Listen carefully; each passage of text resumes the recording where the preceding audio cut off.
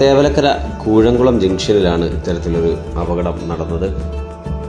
ഇരുചക്ര വാഹനത്തെ ഓവർടേക്ക് ചെയ്ത് ലോറി മുന്നോട്ട് പോകുന്നതിനിടയിൽ ലോറിയുടെ പിൻഭാഗം തട്ടി ഒരു കുടുംബം സഞ്ചരിച്ച ഇരുചക്ര വാഹനം റോഡിൽ പതിക്കുകയായിരുന്നു.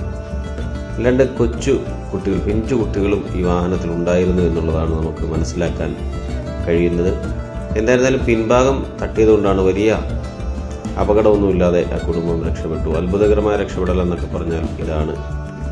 അതുപോലെ തന്നെ വലിയ പരിക്കും ആളുകൾക്കാർക്കും പറ്റിയിട്ടില്ല എന്നുള്ളത് ദൈവത്തിൻ്റെ ഇടപെടൽ എത്ര മനോഹരമായിട്ട് ആ കുടുംബത്തിന് മേൽ പതിച്ചു എന്നുള്ളതാണ് നമുക്ക് മനസ്സിലാക്കാൻ കഴിയുന്നത്.